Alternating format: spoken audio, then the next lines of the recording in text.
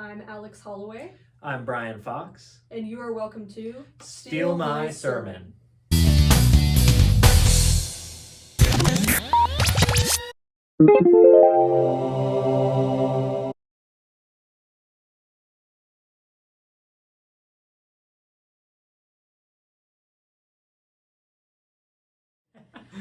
Okay, so I'm so glad to have the Reverend Brian Fox on Steal My Sermon today. Brian, why don't you start by just sort of telling everyone where you are in the world of ministry? So I am the assistant priest at St. Helena's Episcopal Church and School in Boerne, Texas. Awesome. And you came here to West Texas by way of? New Jersey. So I was, I got my MDiv in New Jersey, and the Diocese of New Jersey put me through the ordination process. I did my kind of Anglican minting at the Seminary of the Southwest, and that is part of how we ended up in the San Antonio area, which was really great. Cool. Awesome. Well, let's go ahead and dive in because we have a lot to talk about for this fourth Sunday of Advent. Yes. So we're talking today, we're going to focus mainly on the gospel because it's rich and there's a lot to talk about. So this is Luke chapter 1, and may as well start with this. I know, probably your rector made this choice, but what do you think about reading the whole gospel in one or taking the Magnificat and saying it as the response? Because that's one of the options. Yeah, I think if you say the Magnificat as the response, you get it out of order, right? And I think I would want to resist that because the Magnificat makes sense of Mary's conversation with Elizabeth. And I think it would also be a mistake to omit the Magnificat entirely. Yeah, for sure. Which might be a temptation for someone somewhere, but if that's you, don't do it. Use the Magnificat. Yeah. So I think putting it in with the gospel reading makes sense, especially since the custom in most churches is people expect the priest to preach on the gospel reading. You'll typically be reading your gospel. So even in how you read it, you can set the tone for how you'll tackle it during the sermon. True. So that's what I would think about, but you are right. My rector just chose to do it that way. So. Yeah. Okay, cool. One thing I thought about too is, so this is the first time we see Mary in Advent, which is always crazy to me. But it's okay, we're picking up with her now, but it is always an option to extend a reading. You can never shorten a reading or omit a reading without permission, but you can always add to it.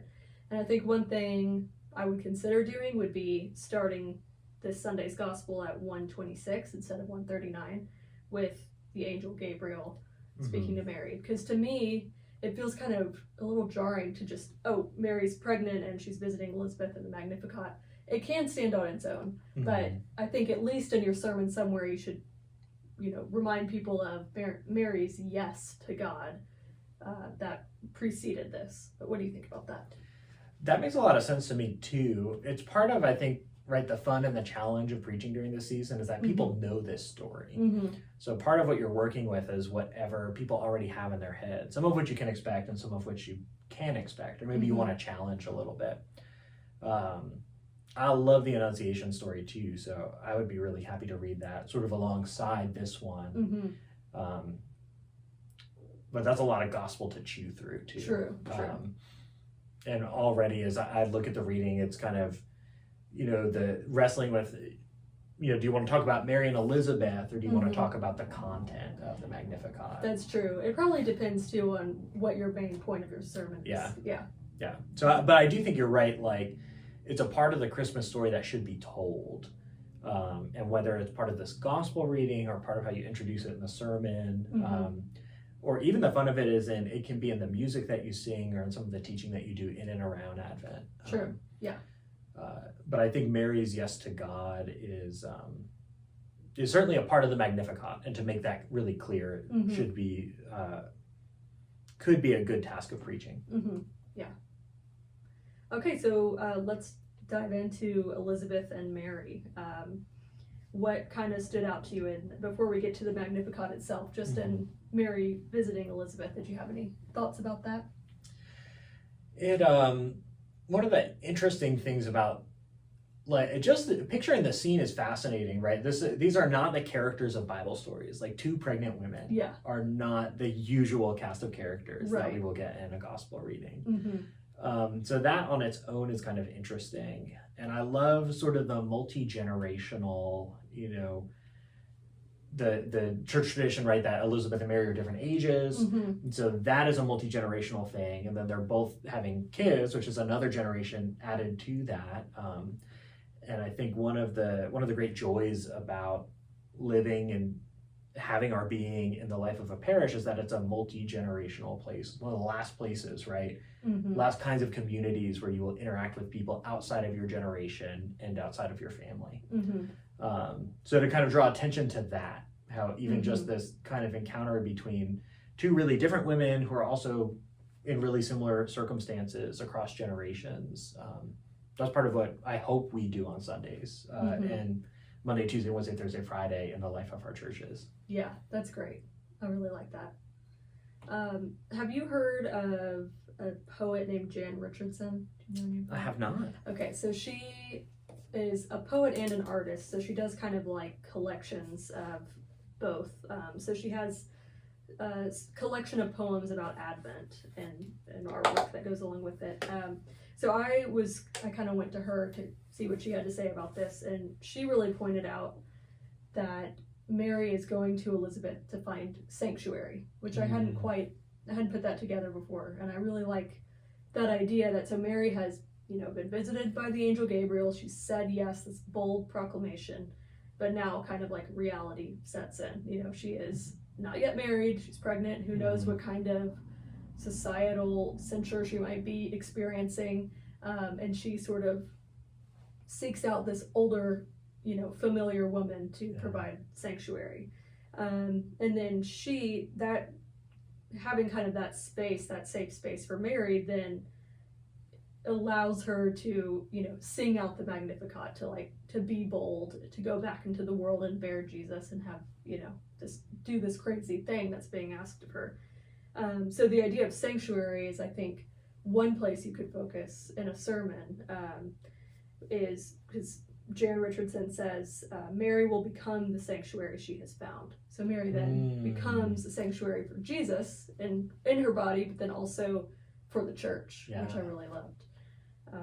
And I think, you know, last episode, Lucy Strandland talked about how Christmas and Advent can be a really tough time for a lot of people. It brings up a lot of grief and, you know, emotional baggage, things like that. And so there may very well be people who need sanctuary, and so thinking about, you know, how can I either be a place of sanctuary for that lonely person whose spouse died this year, you know, or if I'm that lonely person, how can I seek out sanctuary amongst my community, the church? Yeah, I love that. I love that sense of community.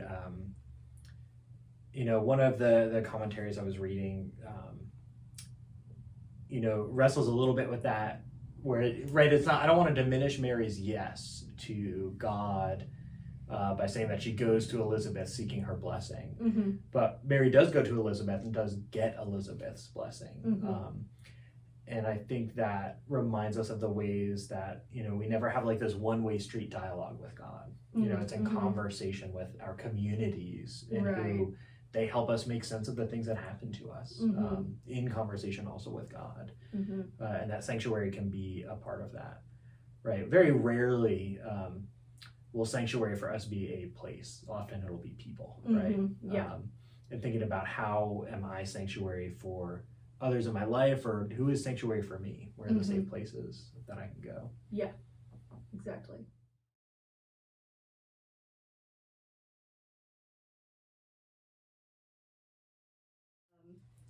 Talk to us about the Magnificat, because I know it's near and dear to your heart. Yeah, gosh, I love the Magnificat. So, and I'm also fortunate, you know, I'm fortunate in my sermon writing that I actually did a Bible study class on the Magnificat not that long ago. So that some of what I'd want to say, I have already said. Nice. And can get off my plate. Yeah. And that was with our young adult group, and it's a strange sort of Bible study, but we read the Magnificat and we listened to John Lennon's "Let It Be," which he swears is not inspired by this story. But it is. I mean, or it echoes it at least. At the very least. Yeah. To kind of compare them and think about some of the differences in them. And one of the, part of what I love, that Latin word, right, Magnificat, means to magnify, to make great. And that comes up again, right? So there's a pattern that the Magnificat sets, right, where my soul doth magnify the Lord, like my soul proclaims the Lord's greatness. And then later on, we hear back, and the Lord has done great things for me, and it's the same word. So it's this very like Philippians, like Christ hymn sort of, to be humble. And in Mary's case, to be humble before the Lord, to proclaim the Lord's greatness is what makes her great. And the Lord is the one who does that, not her. So I like that prefiguration of that Philippians 2 Christ hymn and just like the grammar of this song. I love that. And that goes, it's so much a part of Luke, that sort of dip and rise of like, if you humble yourself, you will be exalted. That, Christ hymn, kenosis thing of like, Luke is so much about showing how we're all on the same plate in God's eyes. So lifting up the lowly and bringing down the powerful or the rich. And I think Mary's song just kicks off that theme so beautifully. Yeah. And I think what I love most about it is, the picture of Mary that we get from the Magnificat is not the picture of Mary that I had growing up. And that's a lot of what I'm thinking about in terms of preaching this year is, everyone, myself included, has a picture of who we think Mary is, who she is within the context of this Advent and this Christmas story. And right, some folks have grown up with, this kind of high Mariology, maybe from a Catholic background. And some folks, I grew up in a Baptist church, so that Mariology was not a part of my formative faith experience. Right. But Mary still had her own part to play in the Christmas story, right? And the Magnificat doesn't really match any of those. I like to kind of play with people, and if Mary is the Queen of Heaven, the kind of royalty she is in the Magnificat is like Princess Leia from Star Wars, right? Like she is like the rebel princess casting down tyrants from their thrones. That's so cool. And that's what that's what this song means to me, and that's what I have a lot of fun with. What I'm thinking a lot about is I dream about my sermon for Sunday. Is sort of how do I, shake up, so to speak, the Etch-a-Sketch picture we've made of Mary, to create space to think through something different. Mary is defiant and kind of, hopeful and earnest and joyful, these really strong emotions, not just like the meek, mild, doting mother next to the manger that she, at least in my experience, was so often cast as. Yeah, and I love the fact that those two things exist together in one person. Much like God. The way she's talking about God in the Magnificat sounds like God is very fierce and powerful and very merciful and gentle. And I think that's what Mary also embodies, is she is the doting mother at the manger. And she's a badass, justice warrior. And and those two things don't have to be separate. And I think we miss that a lot about Mary. Yes. And in some sense, she is more fully each of those things because she is them both at the same time. Yes. That was I've been kind of collecting these images of Mary to think about. Last Sunday was the feast of the Guadalupe, right? So that is one really kind of culturally resonant image of Mary here in San Antonio. And just playing with those different images of, there's Mary stomping on the head of the snake. There's Mary gathering up all the multitudes of people around. So Mary does a lot of she has some theological heavy lifting she does in our church life. And to give space on this Sunday to kind of recognize that, that she can be both the loving, caring, doting mother, but also, the fierce rebel princess, who literally bears the hope of the world. So, and part of what I have in the back of my mind, I saw it, you mentioned a poem earlier. You know, I think I first encountered this last year. I don't know how old the poem is, but I put it on the seat. I brought notes because I knew I'd forget. Caitlin Shelter, Sometimes I Wonder. Okay. You know, the first stanza of the poem is, sometimes I wonder if Mary breastfed Jesus, if she cried out when he bit her, or if she sobbed when he would not latch. The last stanza of that poem is, because the real scandal of the birth of God lies in the cracked nipples of a 14-year-old and not in the sermons of ministers who say women are too delicate to lead. Wow, that gave me chills. Yeah. You know, I think if the vulgarity of birth is not honestly preached by men who carry power but not burden, who carry privilege but not labor, who carry authority but not submission, then it should not be preached at all. Wow. Right. And the vulgarity of birth, like we hear that and we think of like crude, right?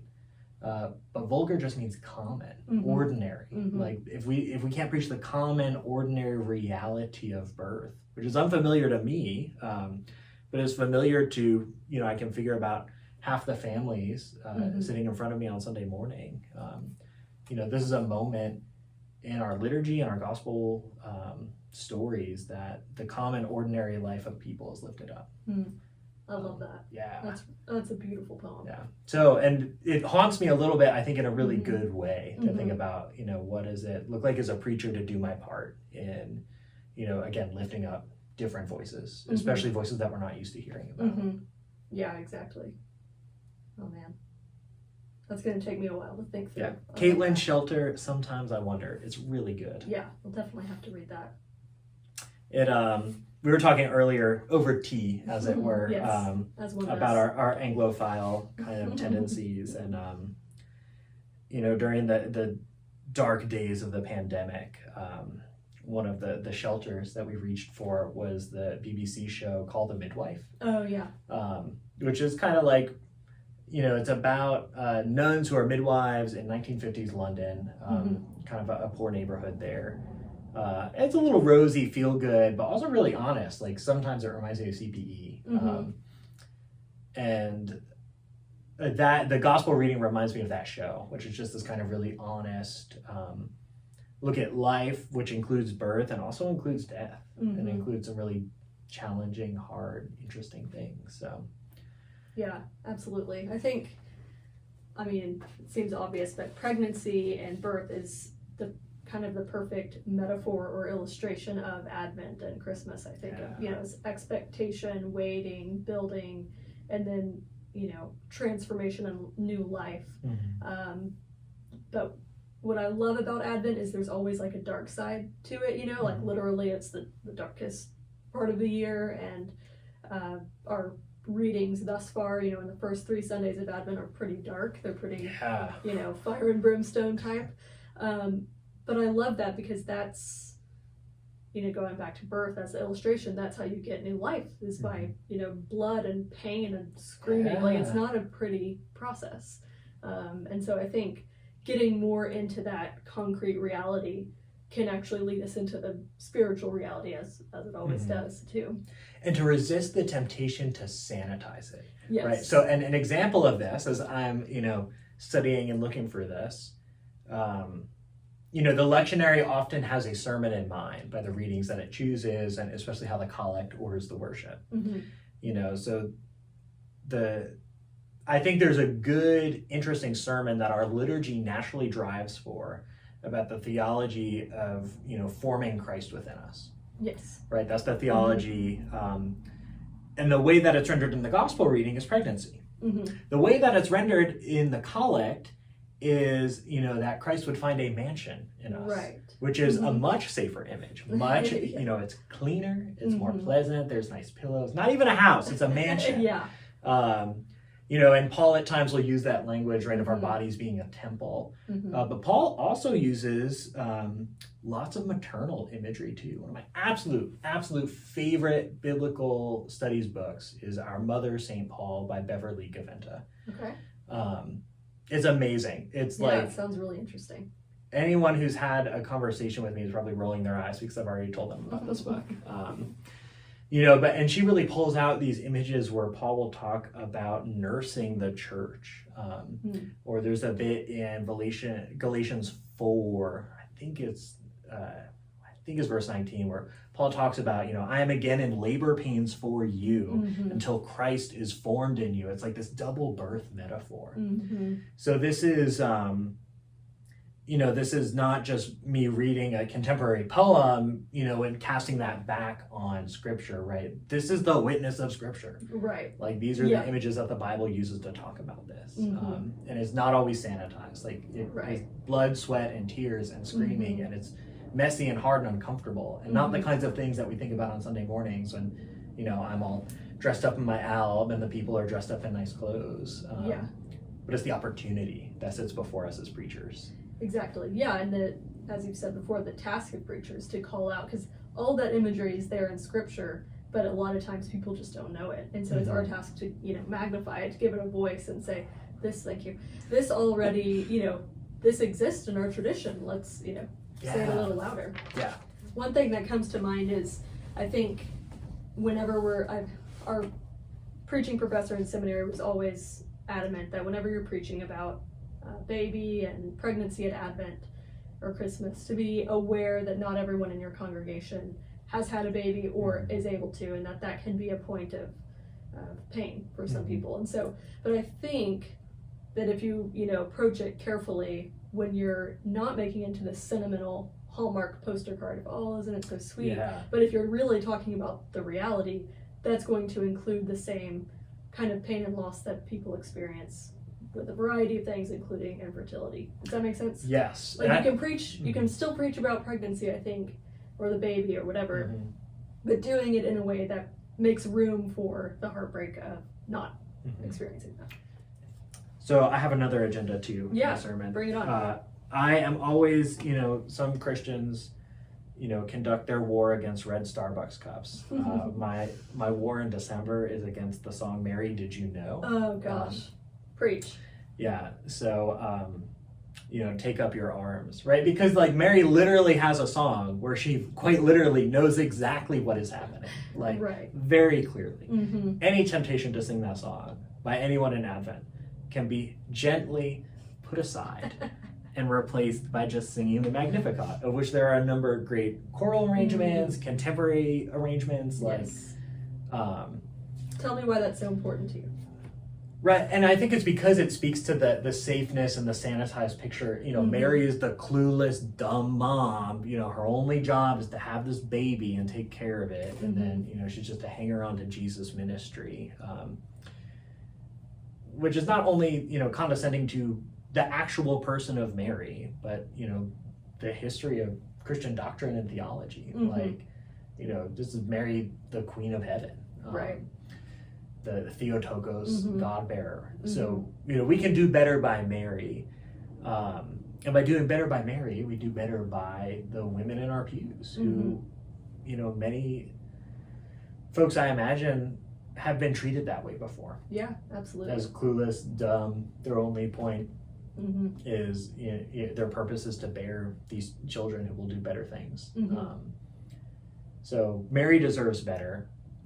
Actual moms deserve better.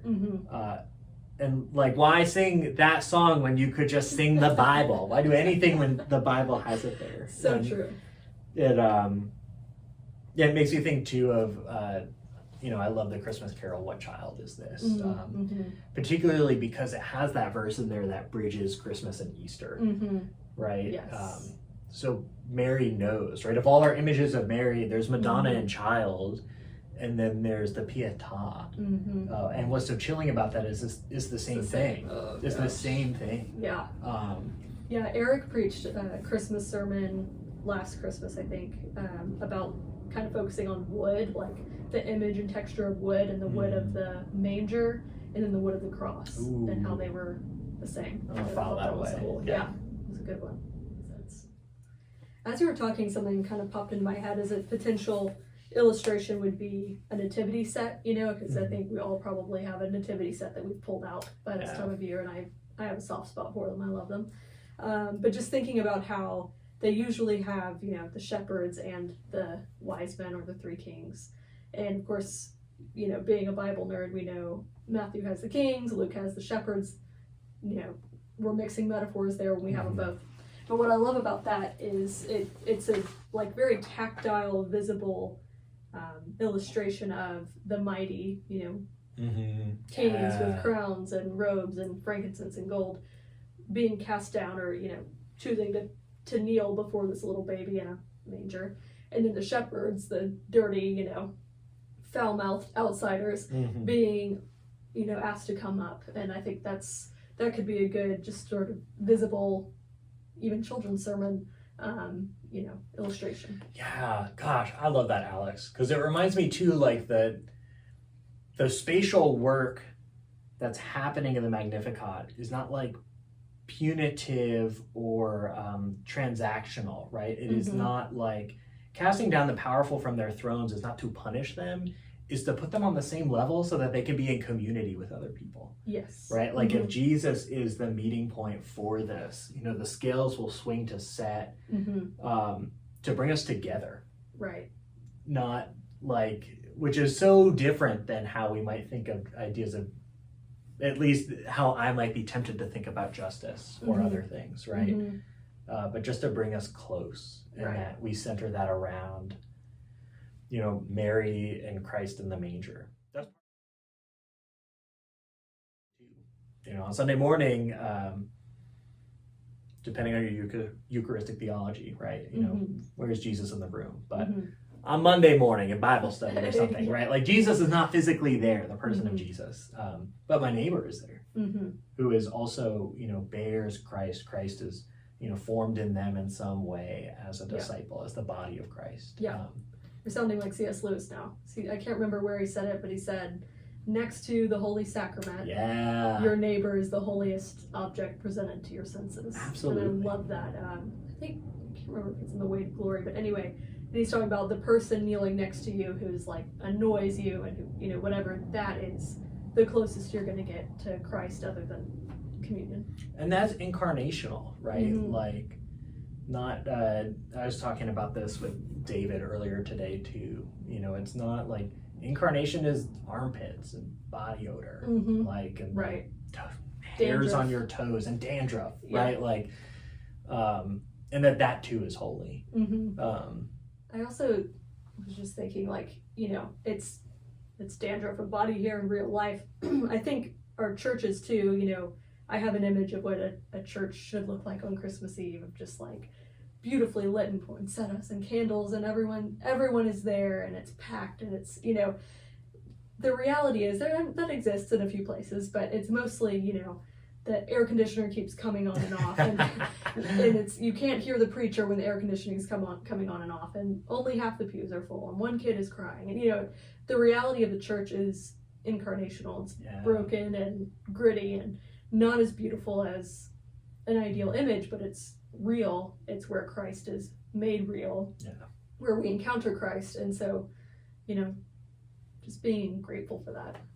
Yeah, right, because that ideal image, like, that's ours. That's not Jesus. Yeah. Right? Like, that's not in the Bible. That's not what Jesus is talking about. Like, right. So that's an image that we have kind of foisted on Christmas. I think I've checked, Princess Leia, John Lennon, War on Mary, Did You Know? That was a big one. I underlined that. Yeah, good one. Okay, awesome. Well, thank you so much, Brian. That was really fun. Yeah, thanks for having me on. Yeah, it was a blast. I look forward to hearing your sermon. So I look forward to preaching it. Yeah. We'll see what happens.